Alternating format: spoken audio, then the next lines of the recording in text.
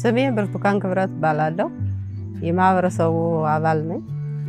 የስራ ድርሻዬ ሰዎች ሲመጡ ማስጎብኘት ነው። ምንም እንኳን በአሁኑ ሰዓት ጎብኝ ባይኖርም ያው እኛ ደግሞ ሁለገብ ስለሆነ ስራችን እንግዶች ሳይመጡ ወደ ሌላው ስራ እንሰራለን ማለት ነው። ጋብቻ ላይ ለተነሳው ጥያቄ እንግዲህ ለፍች ይዳርጋሉ ብለን ያስቀመጥናቸው ሁለት ህጎች አሉ። አንደኛው መካንነት ካለ ነው። መካንነት ካለ በምርመራ ተረጋግጦ መውለድ የሚችለው አካል እንዲወልድ፣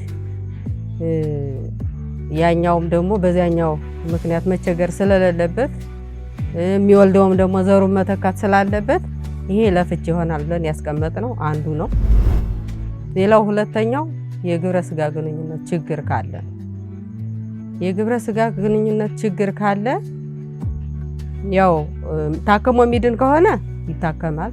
ታክሞ የማይድን ከሆነ ግን ያው የሚመስለውንና የሚመስላትን አግብተው እንዲኖሩ ይደረጋል ማለት ነው። አንዱ የፍች መርሃችን ይሄ ነው። ከዛ ውጭ ግን የአውራምባ ማህበረሰብ ጋብቻ ከመጀመሪያው ከመነሻው ትሆነኛለህ ይሆነኛል ያዘልቀኛል ብሎ መመስረት ነው እንጂ በተልካሻ ምክንያት ትዳር አይፈርስም።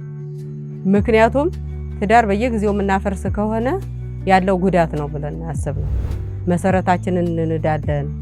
ሌላው ደግሞ ልጆች ከመካከል አሉ። እነዛ ልጆች ማደግ የሚፈልጉት ከወላጆቻቸው ጋር ከእናትና ከአባቶቻቸው ጋር ሆኖ እያለ እኛ ትዳሩን በበተነው ቁጥር እነሱም የመብታቸው ተጠቃሚ አይሆኑም። አንዱ ደግሞ የማህበረሰቡ መነሻ የህፃናት መብት ማክበር አለብን ስለሆነ የህፃናቶች መብት መከበር አለበት፣ ከእናት ከአባቶቻቸው ጋር ማደግ አለባቸው የሚለው ነው። ስለዚህ የህፃናቶችን መብት አክብረን መሄድ አለብን ነው።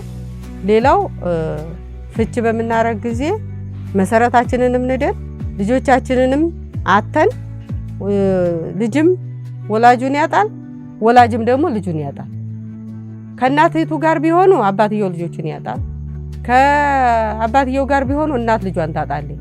ልጆችም ደግሞ እናትና አባቶቻቸውን በአንድ ላይ አያገኙም። ስለዚህ በተልካሻ ምክንያት ትዳር መፍረስ የለበትም ብሎ አውራምባ ማህበረሰብ በዚህ አይነት ነው የሚሄደው።